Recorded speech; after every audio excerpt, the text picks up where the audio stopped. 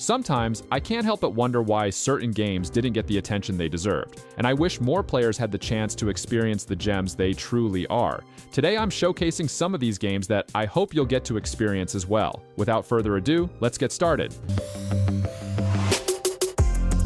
If you're all about atmosphere and world building, the Order 1886 is like stepping into a meticulously crafted painting. Every object looks like it belongs exactly where it is, from the polished wood to the brass trimmings. It's a feast for anyone who loves details. You've got this steampunk London drenched in fog and Victorian architecture, which honestly hasn't been done quite like this in other games. That almost immediately gives it that sort of unique flavor, right? Sure, people might remember the game being short, but what sticks is the mood. You're walking through tight streets with this tension simmering just beneath the surface, like something could pop out at any second. And, well, turns out something usually does. Kind of wild how the visuals can make you feel like you're actually there, in this alternate history-tweaked London where knights have advanced tech and werewolves are a thing. Even without super deep mechanics, the game doesn't hold back in what it does best, creating immersion. You've got Tesla helping you out with gear, supernatural foes lurking, and this grandiose tale hidden underneath it all.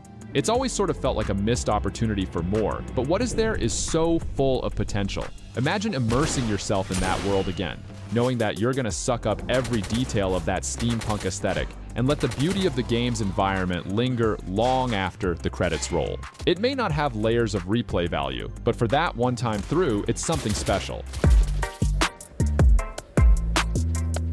Now, here's the other side of the coin. Alienation is all about adrenaline-fueled gameplay, chaos in every corner, constant explosions. It's that kind of battlefield. Housemarque, the same folks who went on to nail it with Returnal, were already showing signs of their signature chaotic brilliance here.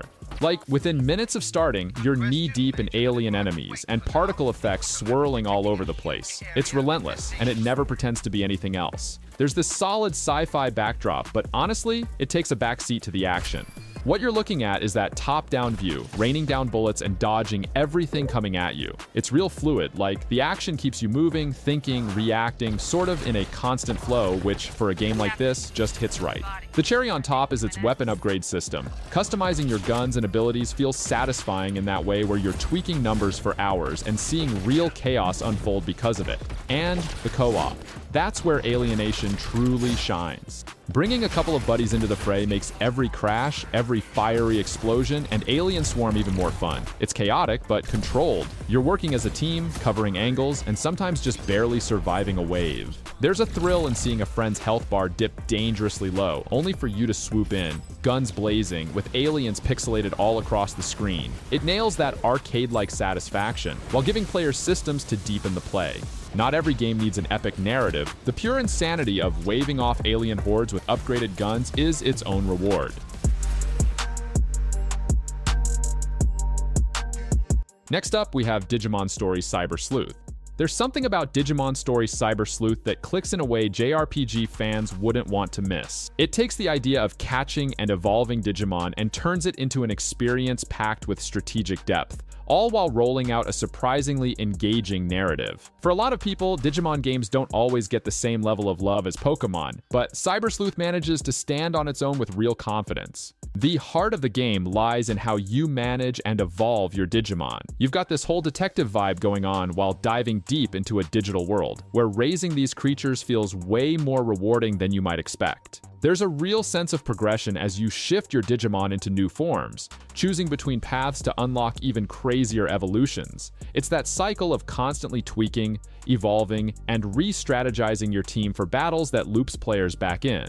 Something about the DNA of the gameplay mirrors the JRPGs that hook you for 50 hours without even realizing it. Then there's the story. It pulls you into a cyber detective narrative that's more fleshed out than people give credit for, with twists tied into both the digital and real worlds that keep you invested. It doesn't get too bogged down in constant battles either. Instead, it balances exploration, detective work, and combat pretty well, with a sleek UI that complements it. So if you've got any love for creature collecting games or JRPGs in general, Cyber Sleuth tucks itself nicely into that bracket of games that deserved way more love.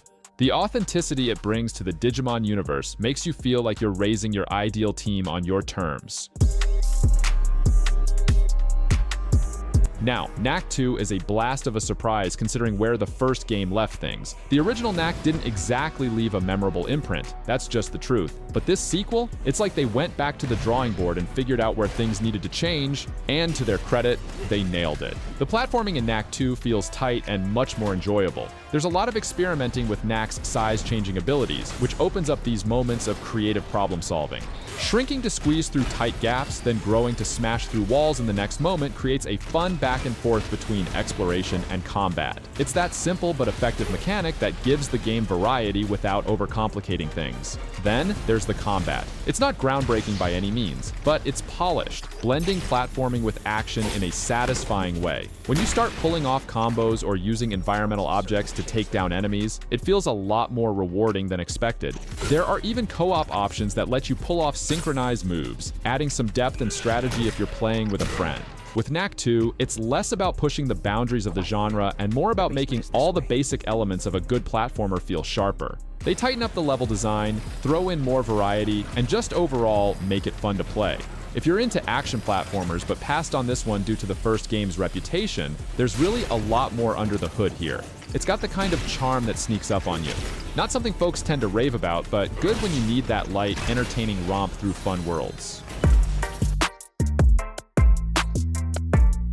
Up next is the Surge 2. There's something undeniably thrilling about landing that perfect combo in the Surge 2 and just watching a limb fly off your enemy. The dismemberment system is, without a doubt, the backbone of the combat. It rewards precision, letting you target specific parts of an enemy and slice them clean off. But it's not just for show. There's a real sense of progression linked to it. You carve off what you need and turn their tech into your gear. It makes every battle feel like this layered challenge where you're not just trying to survive, but figuring out how to collect the most useful parts. The game drops you into Jericho City, this dark, heavily industrial sci-fi world that feels claustrophobic in the best way. You're weaving through tight alleyways, crumbling buildings, and dangerous zones filled with killer robots and machines. It's a grim take on the future, but it also has this creative vibe that pops through with its world design. There's always something new and dangerous around each corner. For players who crave that Dark Souls style, challenging rhythmic combat, but want something with a futuristic, tech-heavy twist, the Surge 2 hits the spot. It forces patience and precision, but layers in that extra level of depth thanks to the dismemberment mechanics and the variety of enemy types. Looting what you slice off mid-battle keeps the flow unpredictable. Every strike can have a purpose, and you're constantly weighing the risk of aiming for a limb versus just going for a kill shot. It's an underrated balance of strategy and brutal combat. Next up is Code Vein. Taking on Code Vein feels kind of like diving headfirst into a gorgeously animated chunk of pain. It's unapologetically challenging, but what keeps the grind fresh is the unique class system. Code Vein offers something that most Souls-likes don't, the ability to switch your build mid-game. The best part is that you never feel fully locked down to one strategy, which gives you a freedom to experiment that isn't always available in games of this genre. Now, the game's aesthetic isn't just your standard dark, brooding mystery. You've got this over-the-top anime style that really sets it apart. The world itself is a post-apocalyptic mess, but with a weirdly captivating charm. Gothic cathedrals, crumbling towers, and glowing red skies that feel straight out of an anime nightmare keep you engaged, even when the difficulty spikes and leaves your hands sweaty. Where it shines, though, is in combat. The depth that the blood veils, basically your main armor-weapon combo, bring to each fight adds that nice give and take. Planning when to absorb health from enemies or when to unleash a powerful spell honestly keeps the battles from feeling repetitive. The AI companion system even gives you a bit of relief if you're struggling, and while they don't make things easy, they at least stop you from getting too frustrated. For fans of both anime and Dark Souls, Code Vein serves as a solid crossover. The grind is real, the fights are tough, yet it's that mix of stylish characters and fluid progression that makes you want to keep going, even after countless deaths. Assassin's Creed Syndicate. Assassin's Creed Syndicate probably didn't get as much hype as it deserved, especially tucked between the controversy of Unity and the revolutionary shift of Origins. Yet, there's something about Victorian London that just hits the sweet spot for the Assassin's Creed formula. The cobblestone streets, smoggy factories, and towering monuments like Big Ben really set the scene. You're not just playing in any old city. This is London, brimming with historical charm and the kind of places that you instantly recognize, even if you've never been. Then there are the twin protagonists, Jacob and Evie Fry. Having two siblings with different play styles adds variety without overcomplicating things. Jacob's more of a straightforward bruiser, while Evie is the stealth expert, and the game gives you freedom to choose how you want to tackle missions. Switching between them never feels forced either. It's a natural flow that keeps things fresh as you hop between their stories. The sibling dynamic brings that personal vibe to the main storyline too, giving you a bit of humor and rivalry amid the chaos of taking over London's criminal underworld. And while Syndicate didn't reinvent the wheel, the gang warfare mechanic ramped up the immersion. You're reclaiming areas of the city, slowly watching your influence spread, and that kind of control over the game world gives each action more weight. Not to mention, the grappling hook changes the way you parkour around the city. Maybe the leap forward wasn't as massive as in later entries, but it still managed to carve out its own identity in the franchise. London is alive, the missions are fun, and playing as both Fry siblings adds an extra layer of flavor to the experience. Killzone Shadowfall might not come up often in conversations today, but it was one of those games that launched alongside the PS4 and quietly raised the bar on what people expected from the platform. Even now, dropping back into it, the visuals still make an impression. The environments have this photorealistic quality, especially in the way light bounces off those futuristic cityscapes and the dense forests. It's bright, colorful, and cinematic in a way that was unexpected for a shooter at the time, a real wake-up call for what the PS4 could handle. Gameplay-wise, it's not just pretty to look at. While the story isn't what sticks with you, the game mixes up how each level plays out, so you're not just sticking to one formula. One moment you're sneaking through tight corridors, and the next, you're in the middle of this massive battlefield, bullets and explosions everywhere. That variety is what keeps it interesting. You're not moving through the same old linear corridor shooter here. There's flexibility in how you engage each scenario. The real game changer, though, is the OWL. It's the advanced drone that opens up your tactical options. One minute, it's shielding you from enemy fire. Next, it's zipping out to shock opponents or creating zip lines to cross gaps. It adds this extra layer of strategy to firefights, encouraging more than just run and gun. You're looking at the battlefield and figuring out how you can use your surroundings with the OWL's abilities to control the flow of combat, which keeps things fresh. Shadowfall isn't necessarily the highlight of the Killzone franchise, and yet it still has this polished feel, both in graphics and gameplay, that makes revisiting it a solid sci-fi shooter experience. On PS5, it's still impressive, proving that even in its quiet moments, Shadowfall was leagues ahead on a visual level. Next up, we have GreedFall. When you talk about AA RPGs, GreedFall is one that probably deserves more attention for what it tried to pull off. You get this mix of politics, exploration, and morally gray decisions set against a unique colonial-era backdrop. It's that setting that immediately sets it apart from other RPGs. You're not in a typical fantasy world or a post-apocalyptic mess. Instead, GreedFall takes you to a newly discovered island you've got to navigate, filled with warring factions, detailed landscapes, and creatures that fall somewhere between magic and mythology. The faction system keeps things interesting throughout. You're constantly balancing relationships between natives, colonizers, and the religious order, each of them with their own agendas. It's not just black and white decisions either. Are you aligning with the natives for ethical reasons, or simply because you need their help later on? Every choice you make feels like it could come back around, and it often does, dragging you into confrontations or gaining trust depending on how you've played your cards. In combat, it's a blend of melee, guns, and magic, all layered with strategic elements like traps and potions. It forces you to think more about how to tackle different enemy types. Boss fights are particularly big spectacles, each creature towering, detailed, and dangerous, in a way that feels earned after wading through storylines involving the island's mysteries. GreedFall isn't just about action, it's also packed with rich lore and character-building moments. Whether you're brokering uneasy alliances or carefully managing your party's dynamics, the game finds ways to keep the story wrapped in tension. For players who enjoy RPGs a little outside the norm but still crave deep world-building and character interaction, GreedFall finds its niche and holds on to it. Prey might have flown under the radar for many, but once you step foot on Talos 1, the space station's dense, immersive atmosphere pulls you in. The world building is what makes the game shine. Talos 1 feels like a real place, complete with corporate politics, hidden agendas, and personal dramas scattered through emails, terminals, and logs. Every corridor, office, and lab seems to tell its own story, giving you the sense that this station was alive before everything went wrong. What Prey does well, beyond just atmosphere, is how it gives you freedom to solve problems. Every encounter or locked door feels like a puzzle with multiple solutions. Hack your way through a security system, sneak through a vent, or use the incredible mimic ability to turn yourself into a cup and roll through tight spaces unnoticed.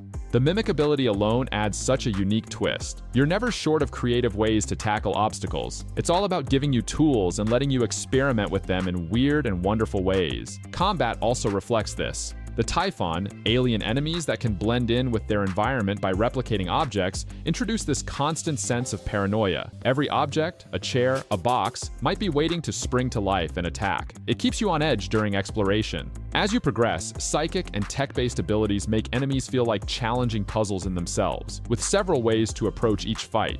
The narrative unspools at a deliberate pace, weaving together mystery and survival. It's a mix of suspense and mind-bending interactions as you slowly uncover what happened to the station. Pacing the game like a slow-burn thriller, Prey excels where many sci-fi games plateau, constantly pushing fresh gameplay mechanics that keep exploration and story intertwined.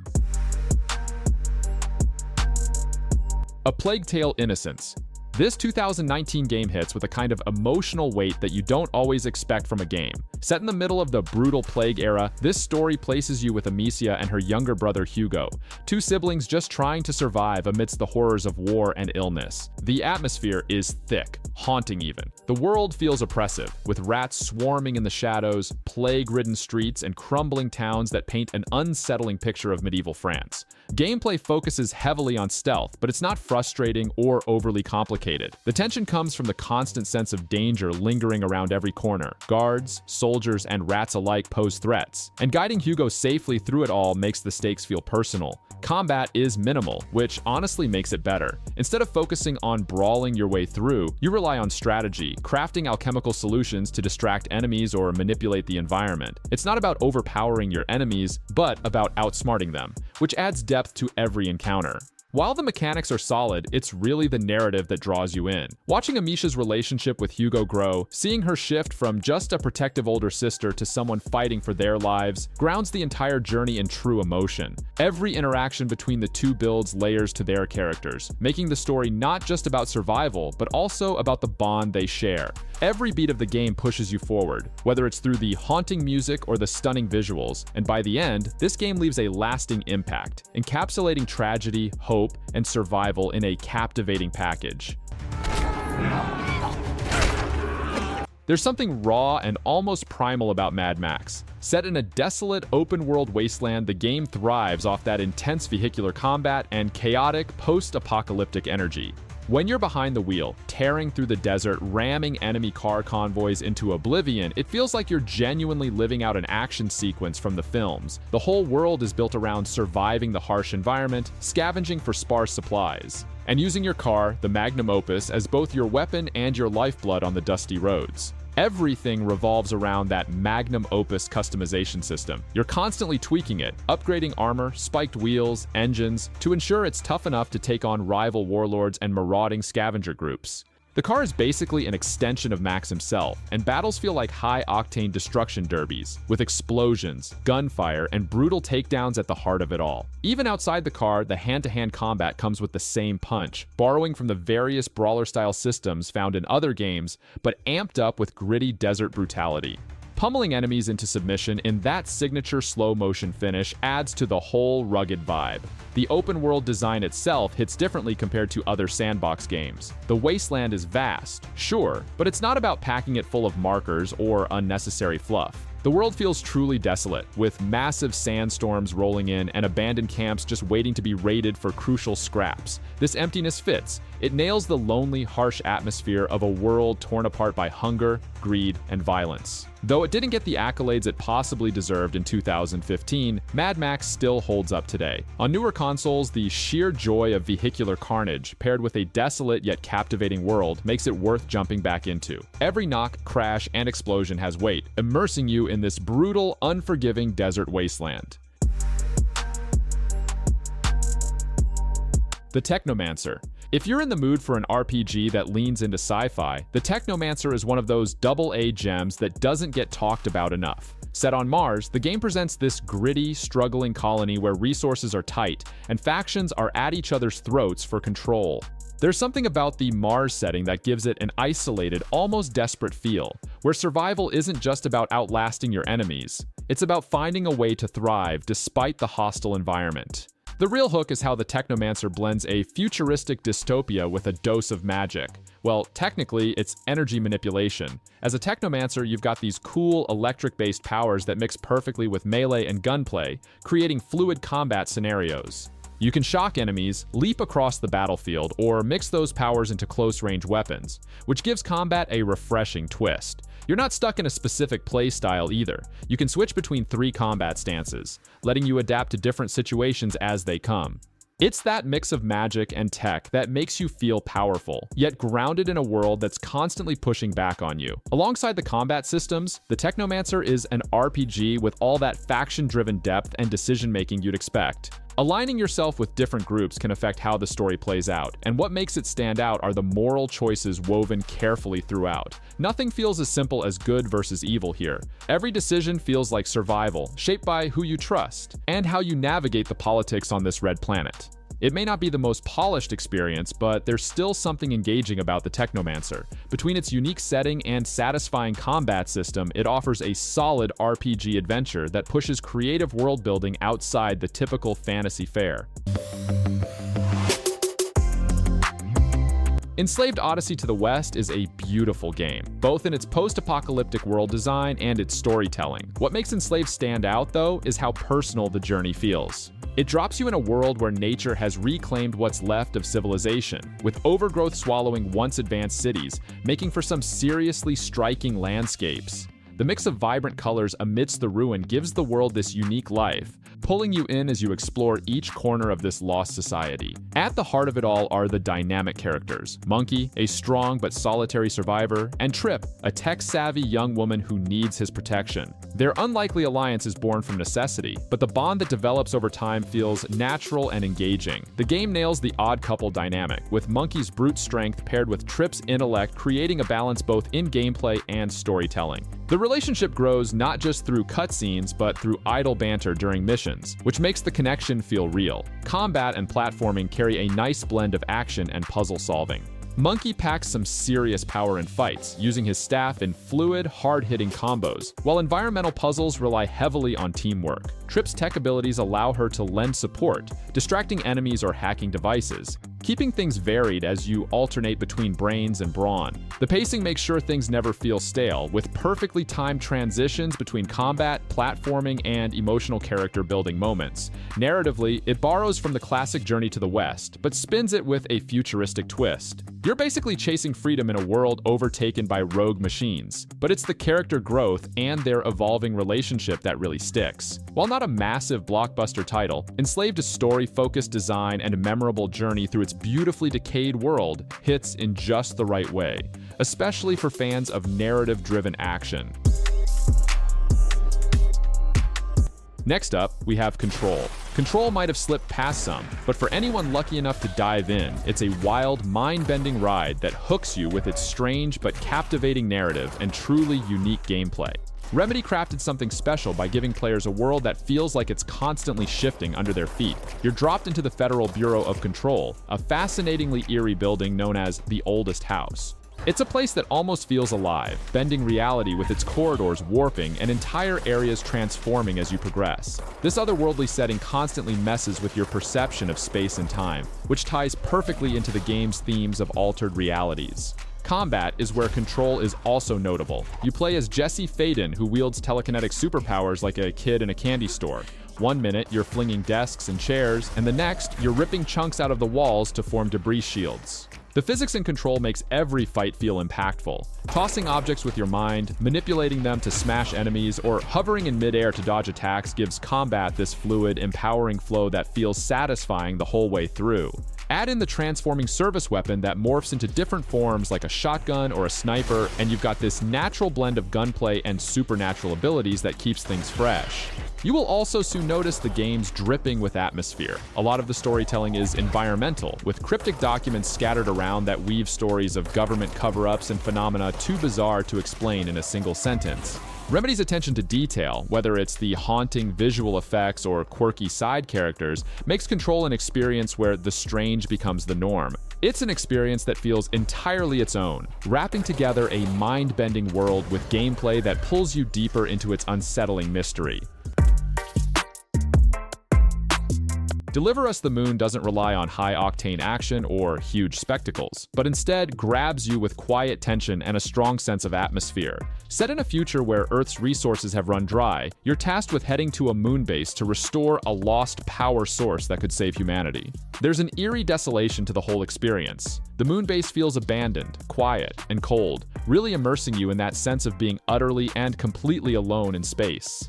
The game is much more narrative-driven than action-oriented, focusing on intelligent puzzle-solving and environmental storytelling. You're not battling enemies or dodging fire. Instead, the tension comes from figuring out how to navigate the desolate base, using realistic space exploration tools and solving technical puzzles along the way. Floating in zero gravity, using a small drone to access hard-to-reach areas, or piecing together the story from visual and audio logs creates a steady, contemplative pace. Every part of the environment tells bits of the story, whether it's the remnants of a life left behind or the effects of humanity struggling to survive. What elevates Deliver Us the Moon is the emotional weight behind its narrative. As you uncover what happened to the crew, the story slowly unfolds, filled with themes of sacrifice, hope, and the desperation of humankind in the face of extinction. There's a certain vulnerability in playing through these moments, knowing how fragile the fate of Earth is in the face of this quiet, lonely mission. For fans of thoughtful, atmospheric sci-fi, Deliver Us the Moon offers something different, a deliberate, immersive experience where every piece of the environment contributes to the narrative and every step forward feels like it's weighted with humanity's future on the line. It's understated, but in swallowing you with its atmosphere, it delivers more than enough to leave a lasting impression. Next up, we have The Council. The Council didn't quite break into the mainstream, but it presents an entirely different flavor of choice-driven storytelling that deserves more attention. You're placed in the shoes of Louis de Richet, a member of a secret society, set on an isolated island where politics and conspiracy reign supreme. What hooks you immediately is the setting, a mysterious mansion filled with famous historical figures like George Washington and Napoleon Bonaparte. The game quickly establishes itself as less about combat and more about psychological manipulation, strategizing, and navigating tricky personal exchanges to uncover the truth. One of the standout features is the RPG dialogue system. Unlike in traditional narrative games, conversations in The Council play out almost like a strategic game of chess. You have skills related to persuasion, occult knowledge, psychology, and even manipulation that can be leaned on when interacting with other characters. The dialogue choices you make feel impactful, leading to split outcomes that affect the entire narrative arc and relationships with key figures. Using your chosen skills feels rewarding because it's not just about picking any dialogue option, there's real strategy involved. The episodic nature of The Council also allows the pacing to breathe. It's a slow burn, diving deeper into complex political intrigue with every chapter, unfurling layer after layer of secrets that keep you guessing about the larger conspiracy at play. There's a weight to every decision, from subtle insults during negotiations to shocking alliances that flip the story on its head. For those who love narrative-driven experiences that delve into politics, subterfuge, and decision-making with consequences that actually matter, The Council is a gem. If you want to try it, the first episode of the game is available on Steam for free. Next on the list, we have Bound by Flame. Created by Spiders, the same team that went on to develop GreedFall, this game plays with the classic fantasy tropes while delivering a more gritty, action-packed combat experience. What sets it apart is the balance between fighting off your enemies and managing your inner conflict, literally, as your character is possessed by a flame demon that slowly tries to take over. The combat feels solid, with 3 main stances: Warrior, Ranger, and Pyromancer. Switching between heavy strikes, quick dagger attacks, or flame-based magic keeps the fights dynamic, especially against some of the tougher enemy encounters. The action has weight, especially when you're swinging large swords or dodging massive enemy attacks. Plus, there's a crafting system that lets you tinker with your weapons and armor, which adds an extra level of customization and strategy.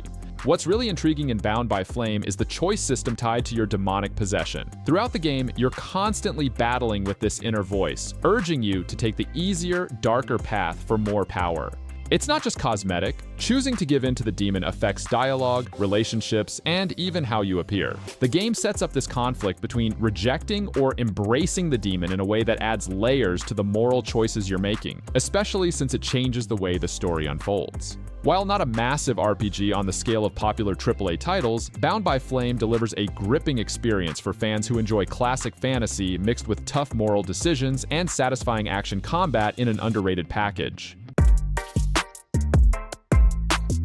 For fans of hardcore RPG experiences, Elex is rough around the edges but charm-packed in the way only a Piranha Bytes game can be. Coming from the creators of Gothic, the game takes that same open-ended, exploration-driven style and drops you into a unique world that blends post-apocalyptic sci-fi with high fantasy. You've got this chaotic landscape where high-tech energy weapons stand side by side with axes and swords, powered armor meets magic, and 3 unique factions vying for control with completely different ideologies. The world of Elex is brutal, and brutal in the sense that it doesn't hold your hand one bit. Jumping into it means embracing difficulty right from the start. You'll face off against enemies way stronger than you, something the game uses to encourage exploration and patience. Much of the satisfaction in Elex comes from slowly mastering the environment, finding ways to power up, and eventually turning a fight that was impossible early on into a moment of triumph. There's a freedom here to approach the world how you want. Picking the right gear and making smart alliances with factions is key, and part of the challenge is learning how to navigate its many wild cards. Story-wise, the game thrives on faction choices. Every decision impacts how communities and individuals view you, and those choices ripple into the way quests are handled. Whether you lean into tech or go full magic, the game adapts. The jetpack equipped to your character adds a whole vertical layer to the exploration that feels fresh too. Elex doesn't aim to be a sleek, high-budget experience, but it sits in that niche of players who love tough, exploration-heavy RPGs where the world pushes back, forcing you to think and adapt. Last but not least, we have Blacktail. Blacktail brings a beautiful sense of wonder to a dark folktale atmosphere that's seldom seen in modern games. Set in an eerie forest brimming with mythology, the game offers a unique perspective by casting you as Yaga. Yes, that Yaga, also known in Slavic folklore as Baba Yaga. It steps into her origin story, exploring her transformation and giving you moral choices along the way that continuously shift how the world and characters interact with you. This first-person adventure grabs you with its visual storytelling, filling the environment with strange, haunting beauty where danger always seems to lurk in the shadows. One thing that stands out is the combat and exploration. You wield a bow for much of the game, using it to hunt enemies and survive the wilds of this enchanted woodland. Combat feels tight and fluid, making every arrow shot feel satisfying as you battle otherworldly spirits, monsters, and lurking shadows. At the same time, exploration is central to the experience because of how it ties into the narrative. Blacktail pulls you deeper into its forest, constantly pushing you to uncover more about Yaga's history and the ancient powers at play. Where Blacktail really shines, though, is in the morality system. The choices you make throughout, whether you're helping lost spirits or taking what you need by force, affect Yaga's transformation and abilities. These decisions are reflected in both the narrative and gameplay, keeping you invested in shaping her fate. Combined with the stunning art direction and folklore-inspired world building, Blacktail feels like an indie/AA blend that went slightly under the radar, but deserves more love for how it offers something fresh. Its storytelling, combined with immersive first-person mechanics, delivers a magical yet unsettling journey through one of folklore's most mysterious and misrepresented figures. So yeah, you better check this one out too. From all the games I've listed, were you able to find a new game you're excited to play? Let us know in the comments below. And hey, if you enjoyed watching this video, please consider liking and subscribing to my channel. Thanks for watching.